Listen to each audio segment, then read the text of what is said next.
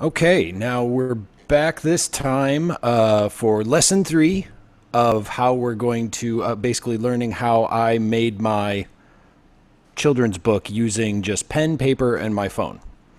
And I'm going over this to show just the simple process that took me a while to figure out, but now I kind of have a method for doing it, and I'm showing you how I did it so you can do it too. So if you're a beginner, this is a great way to start out if you don't want to spend the money to get expensive software or a scanner, or if you just don't know if it's even what you want to do.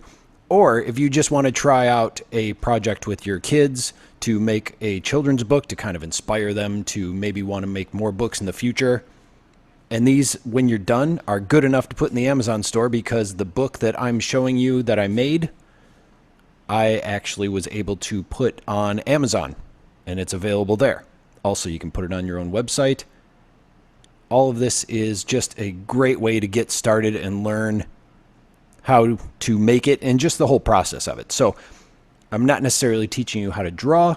I'm giving you the keys to be able to create this and make your own and get a feel for it and advance from there. So if you don't know much about software or using it, this is no more difficult than using your phone and an app. And when I say using an app, this isn't an app that creates a book. It's using it to make one of your own in more of a traditional digital sense, which was weird to say. I was going to say in a traditional sense, but a traditional sense is actually making a printed book. Anyway, this is that's what this is. That's enough of the exposition there. Let's move on. This is lesson three. This is last time what we did is I showed you how I visualized my pages for stories and drawings. We went over how I kind of came up with character drawing concepts using what I called the 15 to 10-second rule, where I just drew out, kind of thought about what the characters were going to do from the story that was written, and just scribbled real quick over and over again to come up with an idea, not necessarily dwelling on one thing, just trying to come up with a way to draw it, making little quick 15 to 10-second sketches. Then the next lesson, we had learned how to do page storyboards with our characters, to lay out the pages and set them up for how the book was going to be and match it up to the story. And we also sketched the pages, which was now we're getting into actually making the pages themselves, and then inking the drawings. So we inked them and did it that way because this time we're going to scan it and color them digitally with our phone. Or with my phone, because that's the example I'm going to give here. So just to recap, here's some of the quick sketches I did coming up with the character ideas. There's the brother and the two sisters, and that's just showing one of the pages. Now here is where I just kind of, and this is amongst several different books, like as you're doing the layouts, you kind of want to just draw the ideas of, okay, maybe the pages will do this, and you switch them around. They're very quick, again, just to see how the book pages are going to be laid out. So now I've got those, and that's, if you remember, that's how we did the next step, which was taking the blue pencil so we could sketch out our drawing on the page, so we could figure out where to ink it with our marker on top of it. And we used blue pencil because it doesn't show up in this next step, which I told you we would go over this time. What's going to happen is we're going to take all these drawings, and I did mine already, and hopefully you did too. Otherwise, if you're watching this, you can do this when you're all finished. But I went through, did my pages. Each one of these is a page for my book. I used a ring-bound sketchbook to do this because when I scan them, I can lay these flat. I don't have to try and hold the book open if it's just a regular kind of sketchbook. So that's why I use these. Now these are each of my pages. You can see that the blue pencils aren't perfect. And that's the point of them, is because we're not going to be erasing. It's just to feel out the pages. So I've got those all set up. So we're going to scan them. Now the app we're going to use, and if you're watching this video, hopefully there should be a link popping up right now that shows where you can get the app we're going to use. It's called Autodesk Sketchbook, and it is free, and it's on Android and the iPhone, so you can use that. It's got a free and a paid version. Now, just want to tell you that first. It will try to get you to pay, but you can do what we need to do to make our book using the free version. If you want to move on and get a pro version of it, that's perfectly fine, but you don't have to. So I'm going to go over how that works first of all. So when you first open the Autodesk Sketchbook app, we've got these particular things here. Now in this example, I've already got my book set up. So if you press that in the top left-hand corner, that's your menu, and it brings up all of the app menu options. Now the first thing you can do is click on settings and all those other things. If you click on gallery, that will take you to your gallery page. I think I do that next here. Not entirely sure. Yes, I did. And it takes you back to your list of books. Now this one right there, if you click on that, that hides the menu, but it kind of stays there. So it just gets it out of your way. You click it again and it appears. This we're not going to be using. This is just kind of some tools for drawing and text and importing images. We don't need that, but I was just showing you.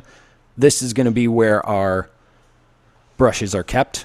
As you can see here, we have pencil, brushes, felt tip marker, airbrush, and then we have our erasers. There's the hard and the rounded erasers. So that's that. Now we're going to go into the coloring part of it. Now this is the color menu. I touched on the eyedropper tool, and what that does is what you saw there is you can copy colors that are on the pages. Otherwise, you click on that for the eraser. Well, there's the eyedropper part again.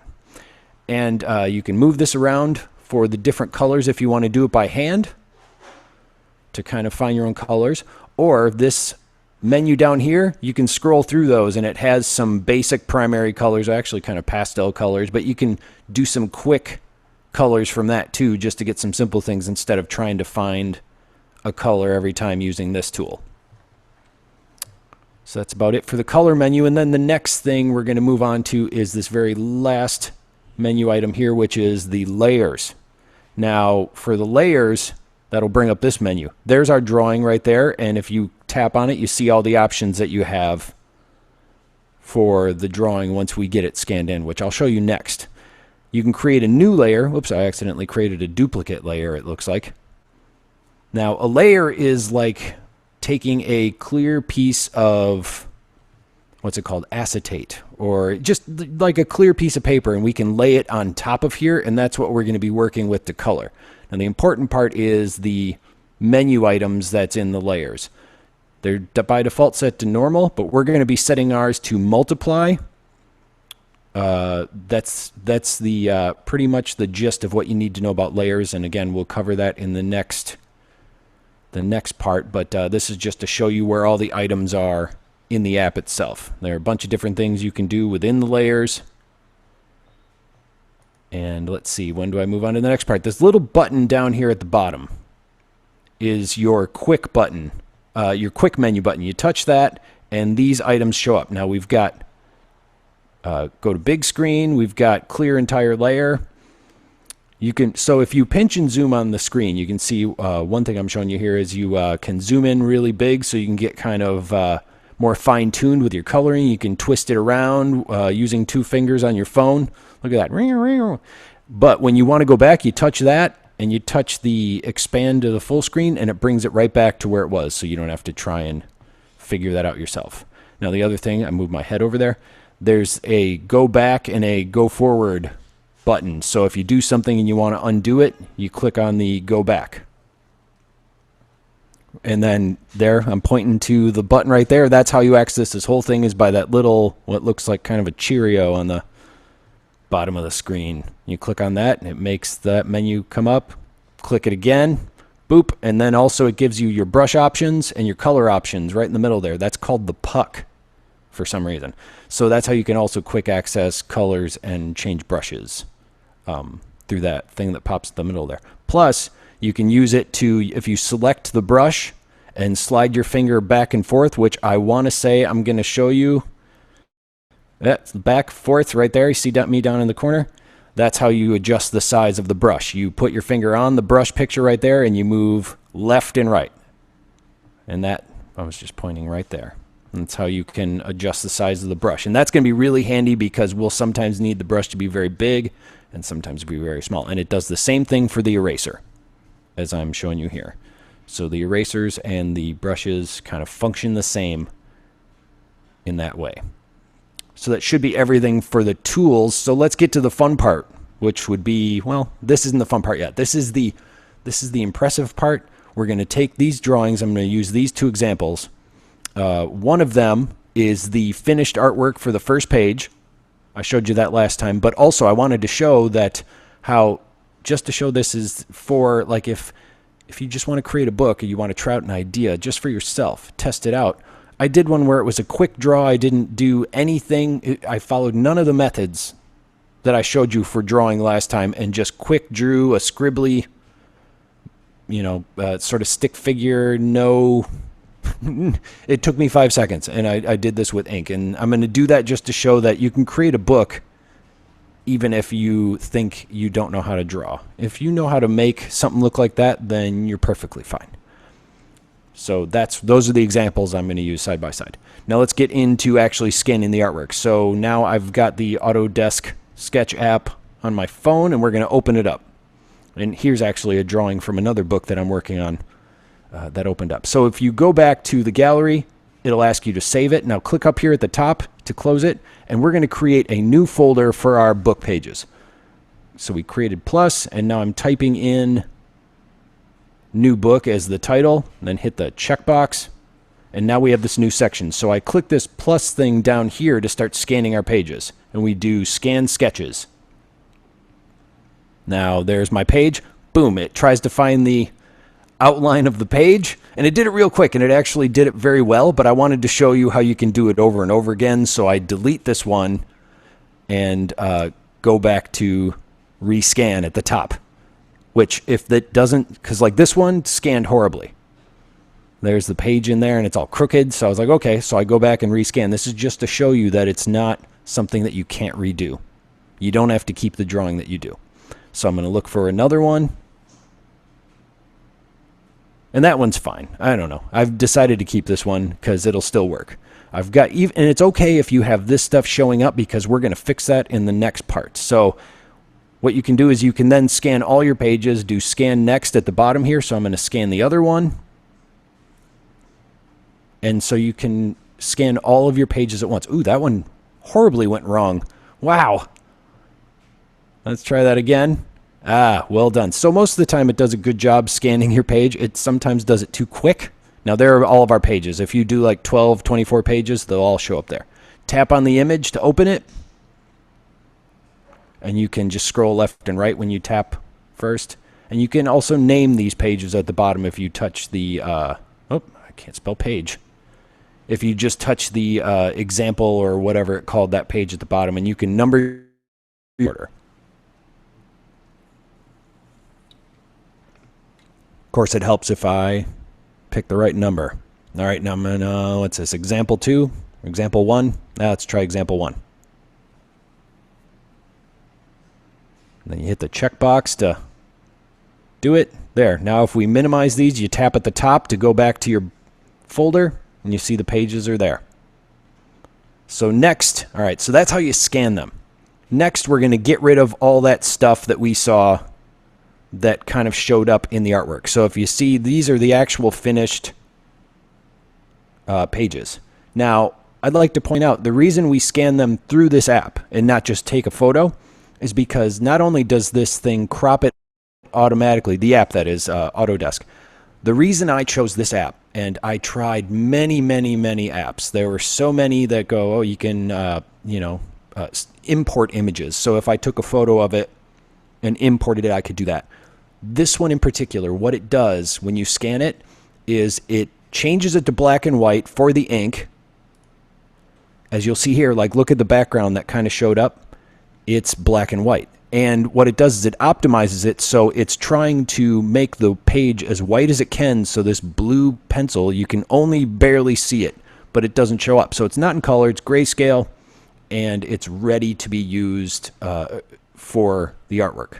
So that's why we chose this one, is because it optimizes the image for you, so you don't have to after the fact and do a bunch of tweaking to the image. So we want it. What we want is we want this image and this image to eventually look like this and look like this for our finished pages. So let's go into how we clean these up. So you saw that I scanned these before, and we're going to go back to, I think I used the little quick menu down there. Nope, I did not. I just went straight to that menu, and I selected the eraser. And then I made the eraser fairly large because I'm going to do the surrounding parts here. So I just drag the eraser to the top, and then I try to go all around. I think I get this corner here. There we go. And I try to go around without erasing it. And now I'm going to, and this doesn't have to be perfect, and I'm not going to make it perfect, but sometimes if I see some things here, I'm going to make the eraser a little bit smaller for this area to get kind of closer. And I zoomed in, as you can see, I pinch zoomed, and I'm just cleaning up that stuff. And I'm okay with this being somewhat imperfect. I think it makes it look more artistic in a way. Makes it just look like it was done by hand and not necessarily like clip art or something that you have perfectly put on the page. I think it's okay to make stuff look a bit genuine and a bit organic. So I kind of sometimes lean towards not perfectly getting everything off the page. Anyway, now I'm just searching around to see if there's anything I missed. There's some stuff at the very bottom corner, so I made the eraser really small and getting... I mainly want to get rid of the shadows of the other pages that were there. So that should do it for that one as I go through and clean that up. Oh, that's part I wanted to show you. So again, to save it, because there's no real save button. So what you do is you go up to the menu and you hit to go back to the gallery. And anytime you do that, I'm going to tap on it right here, I believe, in a second. Come on, me. There we go. This shows up to go back to the gallery. This will take you back to your folder. And it always asks you if you want to save the current sketch. So that's how you do that. It will automatically save it when you close the app, but that's if you're looking for the search function, or save function, not search function. That's where it is.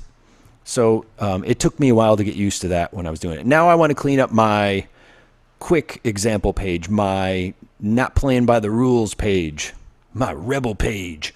That was silly. And this is, again, I'm just going through and cleaning up all of the shadows and the top binding, the thing that was at the top. You know what I'm talking about. And I'm not even going to, I don't even think I zoom in on this one. I accidentally erased some of the hand there, so I hit the, let me go back to that. I hit the little puck indicator there and did the back button at the bottom left. That's how you go back if you make a mistake. You do it that way, and it'll let you go back. And it lets you do it a number of times. It's not just the one time. I think you can go back several steps. Anyway, that is going to be how we clean up the artwork. So now let's get into actually coloring the pages. We've done all the technical work. Let's do the fun stuff, which is the coloring it. And by the time we're done, these are going to be the finished pages right here. So let's get into the coloring. I was going to say the drawing. We've already done the drawing. It's coloring. So I'm going to start by bringing up the first example, the actual first page of the book. Opening that, expanding. All right, now we're going to get into layers. So we're going to color on a separate layer on top of our drawing. Now, there's something you need to know here. So you open that, you click the plus, and tap on that again. That went by kind of fast. Let me try that again. So when we open this up, you're going to click on the layer up there, the layer menu, which brings up the new layer, and you hit plus here to put a layer on top of your drawing scan. Then tap on that layer again, and that brings up the menu. We want to choose this menu right here, switch from normal to multiply. Then we select that, tap the layer again to close it, and then tap anywhere off of that to close that. Now here is why we choose multiply. So we're going to be coloring on top of our image. And with multiply on, I'm going to choose a giant brush and then show you what happens. There's the, I'm going to choose the color red, and then color on top of the, oops, that's not a big brush. Let's fix that. There we go. Big old brush, red, boom. I just colored on top of that, and the inking shows through, as you can see, because it's on multiply. Turn off multiply, go back to normal. That's all we did, and it does what you think it would do. It just covered the entire section. Tap on it again. Change that to multiply. Boop. Go back to our image. So anything darker underneath a layer when it's set to multiply will show through. Since this is black ink, and we're not going to be coloring in black, anything we do is going to show up, the ink is going to show up through it because it's set to multiply. So anything darker on the layer underneath has priority. All right, so now we're going to actually get into coloring. I'm going to do the background first. Now, if you actually paint like a painter, which sounds like a weird sentence to say, paint like a painter, we're painting. You would start with the background first. You wouldn't draw the person and then color in the background around them. We're going to start from the back and work our way to the top. So I'm going to just kind of create a blue background here because he's going to be in a room. He ran in and said, I have an idea, or whatever the words are to this. I can't remember off the top of my head. So color that in. So there's a background, and now I don't have to worry about the background. I'm even going to erase some of the area. Oops, got a message. There we go. I'm going to erase some of what's happening around him. Oh, that's too much. I'm going to go back a step because I don't need that much room. I still want some of the color to bleed through. There we go. And I erased some of it with the air. Actually, I colored it in white instead of erasing. That's another trick you can do too because it's a white background. And now I'm going to color in his body. So I zoom in here. And let's see, I'm going to choose from the pre-built menu here. There's a good skin tone. Switch to a small brush. And let's see how big that brush is. Oh, that's still set to our big old one. Let's adjust the size of that. Yeah, that was really big. All right, so I'm going to start with the hand. That's still a little too big. So undo. Sometimes when you undo, you accidentally miss it and you color underneath. So you have to do a couple of times. Anyway, so large, there we go. There's a small brush. Now, the kind of style I'm going with is like the Dr. Seuss I Wish I Had Duck Feet book. And when I was looking at the artwork for that and kind of studying it, the coloring is like hints of coloring. They don't color in everything perfect. It's kind of just like, oh, there's a bit of the face colored like that. Like they would color in where the head was or the cheeks and then maybe a little bit over. Now, here you'll see I'm coloring in the mouth. It's because I don't have to worry about that because I'm going to do it on top of there. So remember, everything starts from the back out. So I'm trying the larger bits first. With the other hand, just kind of do the palm. And, oops, went ahead too far. Now I'm going to move on to the hair. I think I chose a yellow one. Yep, I did. So I just kind of hint at the hair there, color through a few times, overlap some of the skin tone color for the head. And I'm not going to spend too much time on what I did here, but it shows you, I'm showing you just how I colored in the different areas. And I'm going to color in the mouth black. Now, there are two ways you can go about that. The parts that you know you're going to color in black, you can do that during the inking stage if you want, or you can do it after the fact. I chose to leave it after the fact because I don't know why. Truthfully, I probably just forgot. But you can do it either way. So I'm going through here, and I kind of got to, because it's such a small area, I kind of had to pay more attention and zoom in and make that. So you can zoom in as close as you want and switch the brush sizes if you want to get really, really exact. But for this, I didn't want to spend all this time really getting perfect on it, so I just kind of did a general thing. So let's skip ahead, and then I'm going to do the shirt, which I chose blue, which truthfully in my finished book, I think I did a gray, but you know, whatever.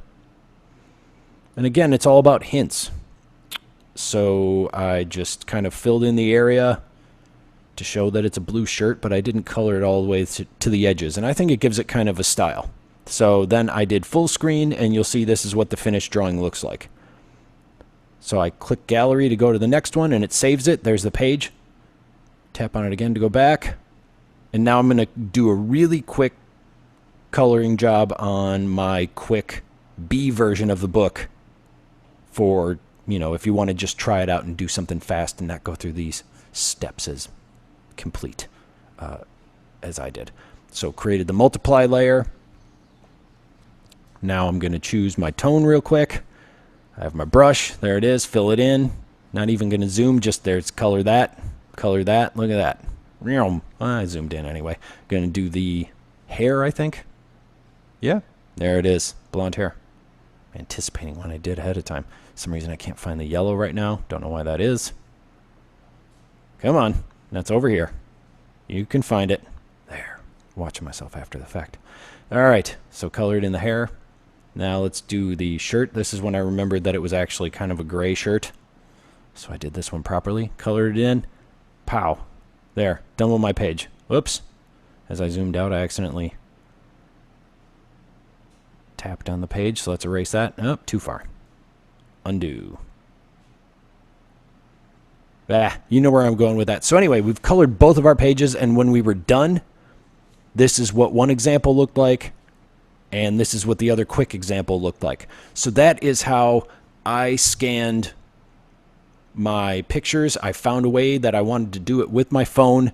I didn't want to use a scanner. I've had a printer for years that had a scanner, and it completely doesn't work anymore. So I was like, I have a phone. I take pictures. The camera's awesome. What can I do? So like I explained before, this is the method I used for that and colored it digitally. When I was done, I had that whole folder full of my pages for my book. And next, I'm going to show you how to do how I actually did the layout for my book on my phone with text and exported it as a PDF to put into the Amazon store. That's going to be the next step that I show you. We're almost done. If you want to, you can, if you actually inked all your pages last week, then you can move forward with this, or you can just do one page just to try it out, to feel it out. I'm going to show you the next steps. Or if you missed, if this is your first video that you're seeing and you missed the first two that I did, you can go back to our other previous videos. Hopefully something's showing up on the screen right now to show you where our YouTube channel is, and you can follow along. So subscribe to this channel if you like what you're seeing, and next time we'll show you how to actually lay out the pages for your book and put in the text and export it and finish the book so it will be ready. This is how I'm going to export my book. Thanks for joining me. I feel like I rambled a little bit on the end there, but whatever. I was thinking. So I hope you enjoyed this, and I'll see you next time on Drawings to Book.